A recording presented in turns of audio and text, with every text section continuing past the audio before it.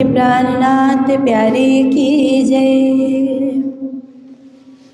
कहाँ भयो जो मुक्ति कहो, कहाँ भयो जो मुक्ति कहो। जब लग चोट ना निकसी जब लग चोट ना निकसे प्रेम मान तो ऐसी लगत है, प्रेम मान तो ऐसी लगत है। अंग होता है टूक टूक, कहाँ भयो जो मुक्ति कहो। जब लग चोट ना निकसे जब लग चोट ना निकसे मुख के शब्द में बहुत सुने, इन भी कोई दिन किया पुकार। मुख के शब्द में बहुत सुने, इन भी कोई दिन किया पुकार। घायल भई सो तो कोई कुली में, घायल भई सो तो कोई कुली में। सो रहता भव सागर पार, कहाँ भयो जो मुक्ति कहो। जब लग चोट ना निकसे जब लग चोट ना निकसे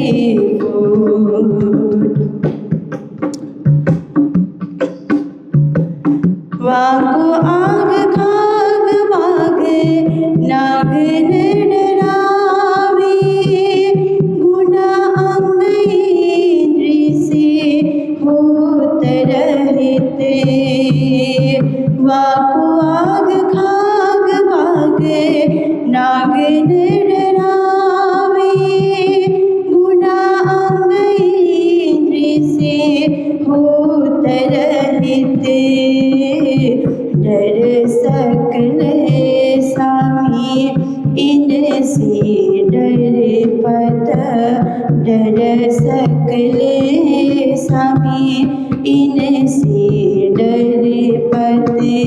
या विध पाए प्रेम परदित, कहाँ भयो जो मुक्ति कहो। कहाँ भयो जो मुक्ति कहो। जब लग चोट ना निकसे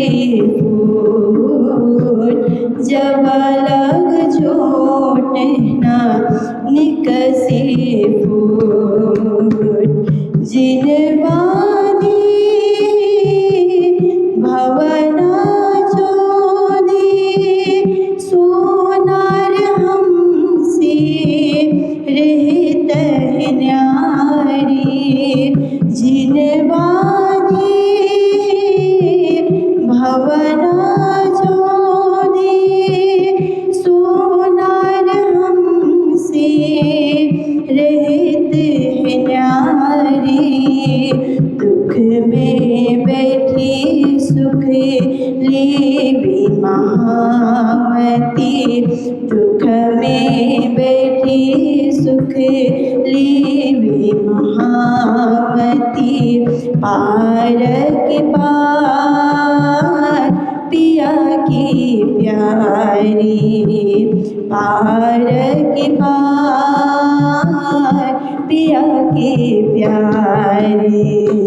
कहाँ भयो जो मुक्ति कहो, कहाँ भयो जो मुक्ति कहो। जब लग चोट ना निकसी फूल, जब लग चोट ना निकसी फूल, जब लग चोट ना निकसी फूल।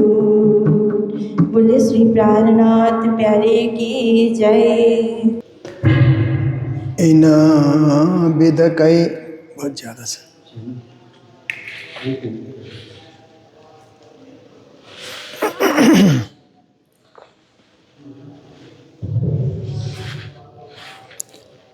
इन विद कई रंग साथ में, यूं बीते कई बितक। सब पर मेहर महबूब की, पर पावे करनी माफक, पर पावे करनी माफक।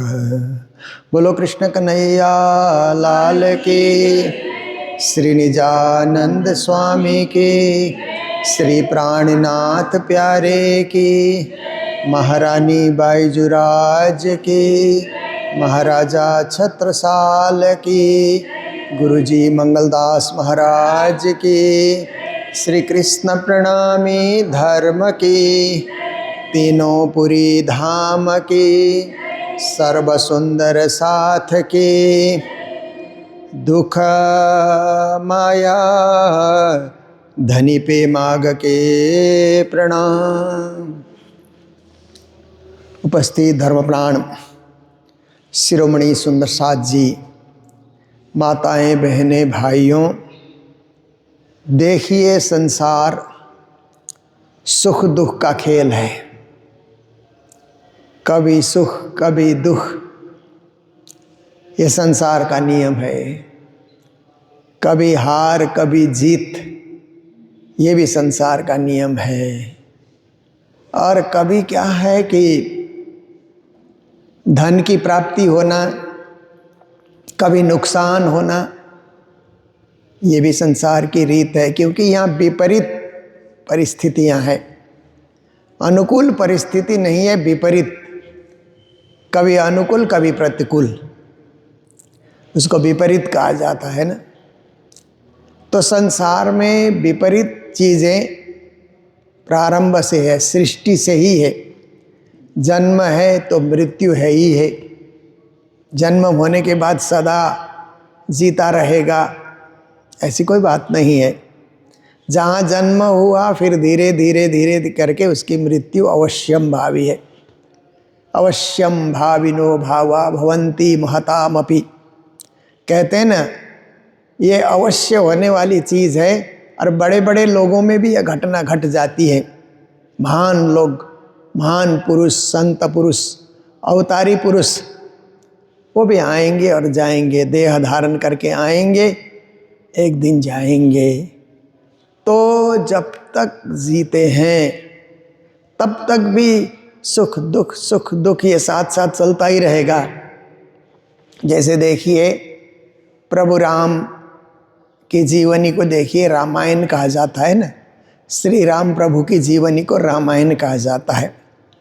वो तो अवतारी पुरुष थे, परंतु सुख दुख उनको भी झेलना पड़ा। पहले अब बचपन में तो सुख ही रहा। अध्ययन करने गए तो राक्षसों ने ऋषियों को सताया हुआ था। राक्षसों को वध करना, जंगल में जाना और राक्षस रहित स्थान बना देना, ऋषियों का स्थान। वो क्या था कि पढ़ाई तो कर रहे हैं, पढ़ाई करने में सुख है, परंतु राक्षसों से युद्ध करना है, वो तो एक दुखपूर्ण घटना ही है, उनका वध कर देना। फिर आप देखिए कि जब पढ़ लिख करके तैयार हुए तो विवाह के बंधन में बंधे, सीता जी से विवाह के बंधन में बंधे, सुख का दिन आया, वैवाहिक जीवन हुआ। परंतु फिर राज्याभिषेक की तैयारी हुई और सुख का दिन आया, और उसी तैयारी में वनवास भी जाना पड़ा।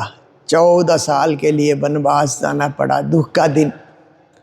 वन में अनेक संकट, विकट परेशानियां उनको झेलते हुए 14 साल गुजारना, वापिस आना सीता को लेकर के। तो उस समय फिर राम राज्य की स्थापना हुई, राम राज्य चलता रहा, अच्छा, सब खुशहाल थे, कोई किसी की कमी नहीं थी। पूरे भारत में अयोध्या से राज चलता था, प्रभु राम राज करते थे। परंतु किसी एक व्यक्ति ने आरोप लगाया, उस आरोप के चलते सीता महारानी को फिर से वनवास देना पड़ा। तो फिर दुख। तो जो अवतारी पुरुष हैं उनके जीवन में भी सुख दुख तो आते ही हैं, ये निश्चित बात है। श्री कृष्ण के समय में दुख कम है श्री कृष्ण का, पर दुख इसलिए है कृष्ण के समय में कि उनका जन्म ही कारागृह में हुआ। माता पिता को बंदी बनाया गया है कारागृह में, ऐसे जगह में जन्म होना, और जन्म होने के बाद माता पिता का स्नेह उनको नहीं मिला, और नंद बाबा के, यशोदा के यहाँ जा कर के उनको स्नेह मिला। तो डायरेक्ट माता पिता का नहीं मिला, पर मिला नंद यशोदा का, वहाँ भी सुख दुख मिला हुआ उनका जीवन रहा। बीच बीच में माखन चोरी करते हैं तो सुख की लीला है, पर कभी कभी क्या होता है, असुरों से लड़ना भी पड़ता है, युद्ध करना पड़ता है, वो दुखपूर्ण लीला है। कभी कभी माखन चोरी करते हुए अच्छा तो होता है, ग्वालों को बांट देते हैं, बंदरों को बांट देते हैं, पर यशोदा मैया ने क्या है, रस्सी से बांधा, वो सुख के साथ दुख आया। तो ऐसी घड़ियां आप देखते जाइए श्री कृष्ण के समय में भी कि लीला में उतार चढ़ाव। जब गोवर्धन पहाड़ उन्होंने उठाया, गोवर्धन की पूजा कराई, तो उसके बाद इंद्र ने वर्षा करना शुरू किया, तो सारे ब्रजवासियों को बचाना, गोवर्धन को उंगली पे धारण करना, ये सुख दुख, संकट और समय समय की विपरीत परिस्थितियों को झेल रहे हैं। ऐसा नहीं होगा तो इतिहास बनेगा ही नहीं। किसी का भी इतिहास बनना है तो सुख दुख का खेल खेलना ही पड़ेगा, तभी इतिहास की रचना होती है। जिसने सुख दुख का खेल नहीं खेला उसका इतिहास लिखा ही नहीं जाएगा। दुनिया में हजारों लाखों लोग पैदा हो गए, कई लोगों का इतिहास ही नहीं है, आए और गए, कुछ नहीं, नाम भी मिट गया। दुनिया में आने का कोई रिकॉर्ड भी उनका नहीं है कि दुनिया में वो आए भी थे, जीते भी थे, कुछ करते भी थे, कमाते खाते थे, कोई रिकॉर्ड नहीं, किसी किताब में रिकॉर्ड नहीं है, क्योंकि उनका जीवन सुख दुख भरा हुआ नहीं था, उनका जीवन संघर्षपूर्ण नहीं था, सादा सीधा जीवन था, जिए और मर गए। पर महापुरुषों का जो जीवन होता है वो सुख दुख भरा होता है। तो फिर आप देखिए, कृष्ण ने रास की तैयारी की तो गोपियों ने मना कर दिया, 52 दिन तक वियोग लीला, संयोग लीला के साथ वियोग लीला। फिर रास में आनंद तो आया, परंतु बीच में अंतर्ध्यान लीला, गोपियों को रुलाना पड़ा अंतर्ध्यान लीला में। तो ये सब आप देखिए, और उत्तरार्ध श्री कृष्ण का जो जीवन है वो भी सुख दुख से भरा हुआ। इसलिए भागवत में कृष्ण लीला सुनते हैं तो श्री कृष्ण की पूरी जीवनी सुनने का मन करता है, क्योंकि कैसे महापुरुषों के साथ भी समय बलवान बन करके आता है, और उनको भी कभी कभी क्या है, डगमगा देता है। ऐसे ही आप देखिए, हमारे सद्गुरु की जीवनी देखिए, सद्गुरु की जीवनी भी सुख दुख से भरा हुआ है। बचपन तो आनंद से सुखपूर्वक ही बीता, पर घर छोड़ करके निकले, कहाँ सोना, कहाँ रहना, कहाँ खाना, कहाँ जाना, कुछ पता ही नहीं है। खोजी के लिए जो 4 साल खोजी में सद्गुरु महाराज निकले, वो दुखपूर्ण लीला है उनके जीवन के अंतर्गत। फिर हरिदास जी की संगति मिली तो थोड़ा सुख मिला, परंतु फिर क्या है कि उन्होंने फिर अपने ही हाथ से सब कुछ कार्य करने का प्रण ले लिया। तो जल भी खुद भरना, सारा पूजा की तैयारी करना, भोजन भी बनाना, ये थोड़ा कष्टदायी सेवा थी। लीलबाई आई, फिर लीलबाई आने के बाद भी भागवत सुनने जाते हैं तो वहाँ पर जो चौधरी और साहूकार लोगों ने खंडनी कर दी। तो सुख दुखपूर्ण संकट विविध परिस्थितियों को झेलते हुए जीने का जीवन सद्गुरु महाराज का भी है। फिर बुखार आया, बीमार होना ये दुखपूर्ण लीला है। उसके बाद कृष्ण दर्शन हुए, तारतम महामंत्र मिला तो लीलबाई का धाम गमन हो जाता है, माता पिता भी धामवासी हो जाते हैं। उसके बाद गांगजी भाई के घर में धर्म प्रचार प्रारंभ करते हैं। चुगलीखोर चुगली कर देता है, उसको भी छोड़ना पड़ा। फिर नौतनपुरी धाम की स्थापना की, वहाँ से प्रचार करने लगे तो फिर मेराज ठाकुर का विरह वैराग्य शुरू हुआ, उसको झेलना और उससे निवृत्त होना। फिर मेराज ठाकुर से 9 साल की जुदागी हो गई। देखिए दुखपूर्ण लीला के जिसको उत्तराधिकारी बना रहे हैं उसी के साथ 9 साल अलग रहना, तो ये सब क्या है। इसीलिए सद्गुरु की जीवनी बीतक में हम लोग सुनते हैं, पढ़ते हैं। अगर ऐसा नहीं होता, आराम से जीवन जीते तो जीवनी नहीं बनती, इतिहास नहीं बनता। इसलिए महापुरुष भी संसार में आते हैं तो संघर्ष उनको भी करना पड़ता है। सर्वसाधारण ही संघर्ष करते हैं ऐसी बात नहीं है। संसार ही ये क्या है, उथल पुथल कर देने वाला, ऐसी माया की लीला ही ऐसी विचित्र है, उथल पुथल कर देती है। अब प्राणनाथ जी की जीवनी हम लोग देखें तो बचपन तो अच्छा ही गया उनका, पर अपने साथ के भाई धाम पधार गए गोवर्धन जी तो दुख की लीला, उतरते आहार घटाइयाँ, फिर दुखपूर्ण लीला शुरू हो जाती है। अरब जाते हैं तो सद्गुरु से वियोग हो जाता है, दुखपूर्ण लीला आप देखिए। अरब से आते हैं तो फिर राजा के यहाँ दीवानगिरी करनी पड़ी। कहाँ धर्म के क्षेत्र में इतना डूबे हुए थे, कहाँ राजनीति और देश के लिए कार्य करना पड़ा। फिर भी आप देखिए कि उसके बाद फिर फूलबाई का धाम गमन हो जाता है। नज़रबंद में चले जाना, देखिए 3 बार नज़रबंद में जाना पड़ा श्री प्राणनाथ जी महाराज को। फिर वहाँ से निकलते हैं तो भी प्रचार यात्रा में प्राणनाथ जी महाराज जाते हैं। कहीं अच्छे लोग मिलते हैं, कहीं ऐसे ही लोग मिल जाते हैं जो कुछ न कुछ परेशान करने वाले लोग मिल जाते हैं। इस प्रकार से प्राणनाथ जी महाराज उन सबको झेलते हुए, पार करते हुए दिल्ली पहुँचे तो उनके 12 शिष्यों को औरंगजेब ने बंदी बना दिया। 4 महीने तक अपने शिष्य बंदी बन करके रहे। और वो ज़माना ऐसा था कि जिसको एक बार बंदी बनाया जाता उसको छोड़ा ही नहीं जाता, उसको मृत्युदंड दिया जाता था। तो भी प्राणनाथ जी ने उसको भी झेला, वो भी सही सलामत लौट करके आए।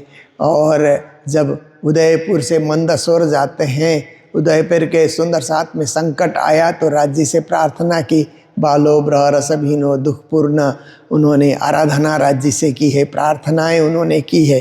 तो इसके साथ साथ प्राणनाथ जी की पूरी जीवनी आप देखते जाते हैं तो पन्ना जाने के बाद तो सब कुछ अच्छा रहा, पर 1 साल पहले बाईजराज का धाम गमन होना, देखिए वो भी एक दुखपूर्ण लीला थी। तो ऐसे करके जितने भी महापुरुष, जितने भी अवतारी पुरुष, जितने भी संत पुरुष, जितने भी महान आत्माएं दुनिया में आती हैं उनको संघर्षपूर्ण जीवन जीना पड़ता है, तभी उनकी जीवनी को पढ़ा जाता, तभी उनकी जीवनी को पढ़ करके लोगों को लेसन मिलता है, एक उदाहरण मिल जाता है, एक अध्याय मिल जाता है, कुछ शिक्षा। उनकी जीवनी से बहुत कुछ शिक्षामूलक विचारधाराएं मिलती है और साधारण मनुष्य भी कुछ पराक्रम करके, परिश्रम के द्वारा पराक्रम करके जीवन को सुंदर सजा सकता है, महान बना सकता है। आज की चौपाई में श्री जी महाराज कह रहे हैं दुख माया धनी पे मांग के। हम संसार में आए धाम धनी से, दुख और माया दो चीज़ हमने मांगा है। क्योंकि राज्य ने कहा था जब अक्षर के दर्शन हुए तो सखियों ने पूछा ये कौन है? मेरे ही बाल रूप हैं, क्या करते हैं? ये तो माया का खेल रचते हैं, बनाना और मिटाना, तो वो दुखपूर्ण लीला है। तो सखियों ने कहा हमें दुख और माया देखना है, क्योंकि परम धाम में तो सुख हमने बहुत देखा, बार बार बार सुख सुख सुख देखते जा रहे हैं। आनंद आनंद आनंद की लहरी यहाँ पर चल रही है। लहरी आबे मेहर सागर, यहाँ तो आपकी कृपा की लहर निरंतर चल रही है, बारंबार चल रही है। उन लहरों में हमने बार बार हिलोरे लेकर के देखा, पर यह दुख क्या है इसका हमें अंदाज ही नहीं है, इसका अनुभव भी नहीं है। बिना अनुभव किए उसका पता भी नहीं चलता। इसलिए हे राज्य महाराज, दुख रूप खेल दिखाइए, माया का खेल दिखाइए। तो दुख माया धनी पे मांग के, दुख और माया दो चीज़ धनी पे मांग करके इस संसार में आए। हम आए जिमी इन, इस धरती में, इस पृथ्वी में, संसार में ब्रह्म आत्माएं आई। सो छल स्वरूप अपनो देखा वहीं। तो संसार में आए तो संसार में तो माया अपना छल स्वरूप दिखाती दिखाती है। इसलिए माया खुद तो अदृश्य है, परंतु माया के प्रभाव से प्रभावित होकर के लोग आपको परेशान करते हैं। कभी कभी तो परिवार के लोग ही परेशान करते हैं, कभी कभी इष्ट मित्र परेशान करते हैं, कभी क्या है कि आपके आसपास के पड़ोसी जो है ना, पड़ोसी सीमा में आकर के क्या करते हैं, बाउंड्री में आकर के वो लोग झमेला करते हैं, झगड़ा करते हैं। तो आप देखिए कोई ना कोई आपको परेशान करता ही रहेगा। कोई नहीं करेगा तो जिसको आप जानते भी नहीं हैं वो भी कहीं ना कहीं आपसे दुश्मनी मोल करके बैठा हुआ है, आपके विरुद्ध खड़ा हो जाता है। कहीं कोई कार्य है तो विरोध में वो भी खड़ा हो जाता है। तो इस तरह से माया का खेल है। सब अपने नहीं होते, पराये ज़्यादा होते हैं। जिनको हम अपना मानते हैं कभी कभी वो भी पराये हो जाते हैं, वो भी आपके विरुद्ध में सिर खड़ा कर लेते हैं। ये माया का खेल है, ये माया की रचना है। जिसको आप अपना मान करके कुछ उधार पैसा देते हैं कि तुम ले जाओ, और जब तुम्हारे पास हो लौटाना, कभी लौटाएगा ही नहीं, लौटाता ही नहीं है। आप देखिए इस प्रकार से माया का खेल लोग खेले जा रहे हैं। लोगों में कपट का भाव, द्वेष का भाव, और लोगों के अंतर्गत क्रोध, लोभ, मोह, अहंकार, ये सब चीज़ें लोगों में भरी पड़ी है। यही माया की रचना है, यही माया का खेल है। तो कहते हैं कि छल स्वरूप अपनो देखा वहीं। माया लोगों के बीच प्रवेश करके अपना छल स्वरूप दिखा रही है कि मैं छल रूप हूँ, मैं किसी को भी छल सकती हूँ, ऐसा माया प्रभाव अपना दिखा रही है। तो भी भूले नहीं सुहागिन, पर सुहागिन ब्रह्म सृष्टि को सुहागिन कहा जाता है। राज्य का प्रेम प्राप्त करने वाली, सुहाग का अर्थ प्रेम होता है। राज्य का प्रेम प्राप्त करने वाली जो सखियां हैं वो तो नहीं भूलेंगी। माया के विकराल रूप को देख करके भी राज्य के तरफ ही उनका ध्यान होता है। पर अन्य सृष्टि को झेलना पड़ता है, जूझना पड़ता है, भयंकर युद्ध भी करना पड़ता है, और उनके वशीभूत भी होना पड़ता है। ये सब चीज़ें हैं। ब्रह्म सृष्टि तो ज्ञानी है, समझदार है, इसीलिए उनको इतना प्रभाव नहीं पड़ता। कुछ कुछ प्रभाव तो उनके ऊपर भी पड़ेगा, क्योंकि आप देखिए कि कहते हैं ना, जल की बरसात होती है तो जल में भी होती है, थल में भी होती है ना। पर्जन्य जले पि बरसती, स्थले पि बरसती, ऐसा कहते हैं ना। बरसात होती है तो जल में बरसात होगी। बरसात ये नहीं सोचती कि जल तो है ही, समुद्र है, वहाँ क्यों बारिश गिरना, ऐसा बादल नहीं सोचते हैं, वहाँ भी बरसात कर देते हैं, और पृथ्वी में भी बरसात करते हैं। तो माया का प्रभाव माया के जीवों के ऊपर भी होगा ब्रह्म सृष्टि के ऊपर भी होगा, क्योंकि माया जब बरसती है तो एक समान रूप से सब पर बरसती है, पर उसका प्रभाव जो माया के जीव पे ज़्यादा होता है और जो राज्य के ब्रह्म सृष्टि ईश्वरी सृष्टि है उनके ऊपर कम प्रभाव होता है। इतनी सी बात है। और अभी देखो विचार के तो हुक्म सब कुछ हो। फिर प्राणनाथ जी महाराज और दृष्टिकोण से हमें समझाते हैं इस चौपाई में कि विचार करके आप देखो, ये माया देखना, खेल देखना भी राज्य का हुक्म है। राज्य का हुक्म है कि अच्छी तरह देखो, तृप्त हो जाओ। इससे तृप्त हो जाओ तो इसकी इच्छा नहीं होगी। कभी कभी कोई चीज़ से तृप्ति नहीं आती है ना, तो उसको ज़्यादा उपयोग करने से फिर तृप्ति आ जाती है। अरे व्यर्थ है व्यर्थ है, ऐसे उससे फिर उस तरफ मन नहीं जाता है ज़्यादा उसका उपयोग करने से। तो इस तरह से आप इससे तृप्त हो जाओ, क्योंकि ये गंभीर विषय है, विचाराधीन विषय है। राज्य के हुक्म से भी बहुत कुछ होता है, कभी कभी अपने मन के अहंकार से भी होता है, कभी राज्य के हुक्म से भी होता है। उसका परिणाम देख करके पता लगेगा। परिणाम नुकसानदायी है तो अपने मन के अहंकार से हुआ, परिणाम फलदायी है तो राज्य के हुक्म से हुआ। ऐसा हमें सोचना चाहिए। बिना हुक्म जरा नहीं, राज्य के हुक्म के बिना तो कुछ होता ही नहीं है, क्योंकि सारी सृष्टि तो उनकी है। इसीलिए सारी सृष्टि में जो कुछ भी व्यतीत हो रहा है उनके आदेश से व्यतीत हो रहा है। दुनिया में फल फल रहे हैं, फूल खिले हुए हैं, उसको किसने कहा खिलने के लिए? फल को किसने कहा फलने के लिए? पर फल रहे हैं, फूल खिले हुए हैं, झरने बह रहे हैं, किसने कहा झरना बहाने के लिए? अपने आप बह रहे हैं। प्रकृति की सारी लीला, हरियाली छाई हुई है प्रकृति में, किसने कहा दूब को उगने के लिए? अपने आप ही उग रहे हैं। वृक्ष को इतने लंबी लंबी ऊंचाई छूने के लिए किसने कहा? अपने आप ही छू रहे हैं। ये सारी राज्य की लीला है, हुक्म से सब कुछ हो रहा है। धनी हुक्म करते हैं, बिना हुक्म जरा नहीं, हुक्म के बिना कुछ होता ही नहीं है। हार जीत देखावे दो, इसलिए संसार में हारना और जीतना, ये दो प्रकार का खेल हमको देखना ही होगा। कभी जीत कभी हार। जीत में आनंद आता है, हारने में दुख होता है। छोटा सा भी खेल हम खेल रहे हैं ना, कोई हरा देता है तो अच्छा नहीं लगता है। चेस खेलिए, कैरम बोर्ड खेलिए, जो लूडो खेलते थे ना, छोटे छोटे बच्चे लोग लूडो खेलते थे कि सीढ़ी मिली तो ऊपर चढ़ गए, और सांप कहीं मिला तो खा करके नीचे उतार देता है। वो में भी कभी सीढ़ी मिलने से सुख का अनुभव होता है, खुशी होती है, और सांप है तो निगल जाता है, फिर नीचे गिरा देता है, दुख होता है। चेस खेलिए, सामने वाला थोड़ा चालाक है तो आपकी गोटी को सब खा जाएगा।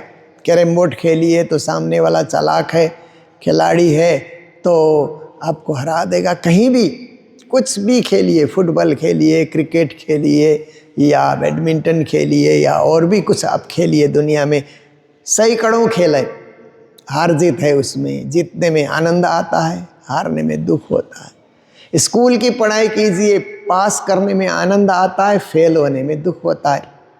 पर हर समय वो पास ही होगा ऐसे कोई ज़रूरी नहीं है, कहीं ना कहीं फेल हो जाता है। अगर स्कूल में वो फेल नहीं हुआ तो कोई इंटरव्यू में फेल हो जाता है, इंटरव्यू में फेल हो जाता है।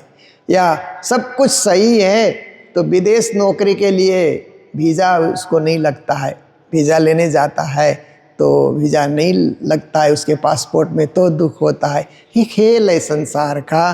तो कहते हैं कि हार जीत इसमें रहेगा ही रहेगा, सब जगह जीतते ही रहोगे ऐसी बात नहीं है, कहीं कहीं हार को भी स्वीकार करना पड़ता है।